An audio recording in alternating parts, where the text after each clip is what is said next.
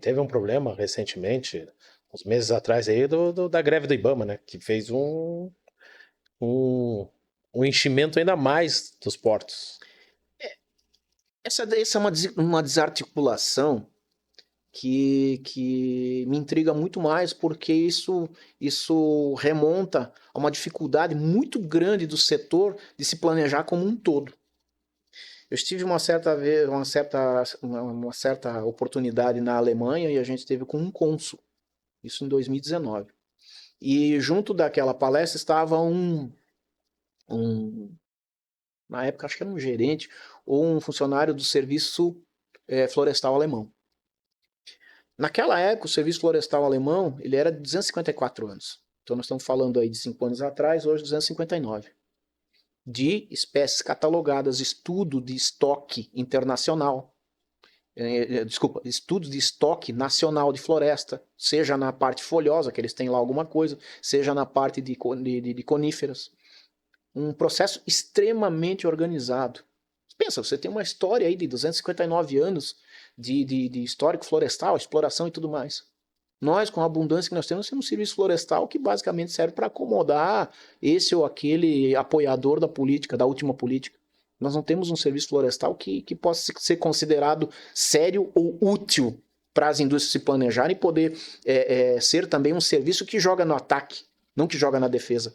Hoje, durante o governo do presidente Bolsonaro, é que o nosso setor foi movido do Ministério do Meio Ambiente para o Ministério da Agricultura, porque afinal de contas, só não percebe o setor madeireiro como uma agricultura de longo prazo quem está preso na década de 70, na década de 80, né?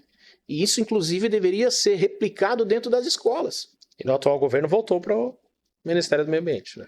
Felizmente. Então, quando você vê isso aí, você vê que tem uma riqueza muito grande, uma condição muito grande de desenvolver o país, né? Inclusive de industrializar num nível maior a madeira, seja ela reflorestada, seja ela manejada, né, oriunda ali do norte do Brasil, seja ela qual for. Nós temos uma formação de riqueza fantástica que está sendo desperdiçada por legislação e por falta de vontade de trabalhar. A verdade é essa. Não falta criatividade, não falta disposição ao empresário brasileiro do setor da madeira, porque ele desbravou boa parte desse Brasil. Santa Catarina deve muito ao setor madeireiro, tanto é que no vídeo institucional da Federação das Indústrias do Estado de Santa Catarina, por mais de 6 ou 8 vezes, eu não me lembro agora o número correto, aparecem imagens de diversos setores, mas aparece por 6 ou 8 vezes o setor que mais é repetido dentro do vídeo institucional do desenvolvimento do Estado de Santa Catarina, feito pela Federação do Estado, das Indústrias do Estado de Santa Catarina, aparece a madeira. Então existe um reconhecimento ali da importância, que foi o setor precursor de desenvolvimento, seja da economia do Estado de Santa Catarina, mas boa parte do Brasil se deve a esse protagonismo, a esse papel de bandeirante, né, que o setor tem no desenvolvimento do país como um todo. E você falou um assunto que o Brasil tem muita legislação, muito tributo. E até você comentou, eu estava lendo a tua entrevista, antes da gente conversar aqui, que você é um cara viajado. Você viaja bastante e você vê a diferença do empresário europeu ou empresário internacional com um empresário brasileiro. Você gostaria, Ricardo, de só poder se preocupar com a madeira, com a indústria, e nós, empresários, perdemos muito tempo preocupados com legislação, tributo, leis trabalhistas? Fábio. É uma diferença grande, você que... Fábio, quando eu sento com os meus clientes nos Estados Unidos, eles me falam o seguinte: como é que vocês aguentam? Troca o presidente, vocês ficam malucos, vocês querem mudar tudo. Planejamento de 4 anos a gente tem que fazer. Eu tenho um grande amigo, um cliente, ele é um grande cliente e que se tornou um grande amigo. E ele me disse o seguinte: aqui ele está lá no Oregon, na última visita que eu fiz para ele agora no final de 2023, lá. Ele me disse o seguinte: aqui nós montamos um negócio, criamos um negócio, evoluímos com o negócio, trabalhamos, mas nós temos o nosso tempo.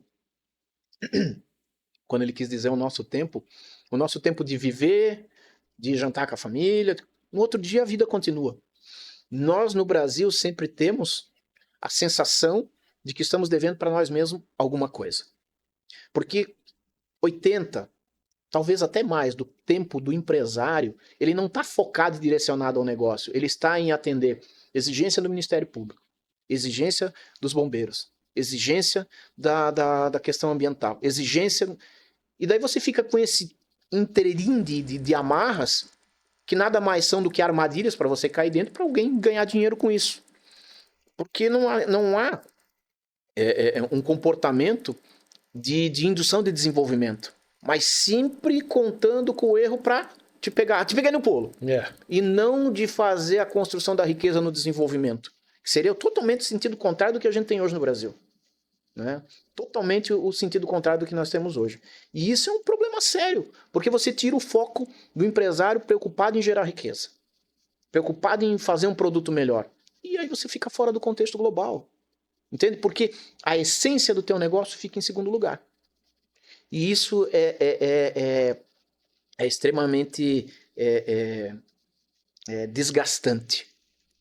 Eu conheço alguns empresários no passado que simplesmente migraram de negócio. Né? Por exemplo, eu conheço alguns empresários que são amigos da gente, fornecedores da nossa empresa, que tinham indústria madeireira, tá? E que viram que o reflorestamento passou a ser um negócio muito melhor do que industrializar toda uma cadeia de... Porque, mas o valor agregado ele é muito maior. Ele é 1 para 15, ele é 1 para 20. Só que à medida que você amplia essa cadeia produtiva, você onera demais. Seja com tributo, seja com risco de qualquer natureza. E aí quando você vê aquele retorno financeiro, percentualmente falando, ele cai. Quando você faz um payback do seu investimento. E aí quando você compara... As taxas de juros no Brasil sempre foram muito mais altas. É óbvio que essas empresas acabam ficando num agro e exportando, às vezes, coisas muito básicas e trabalhando com o mercado financeiro, porque vale muito mais a pena.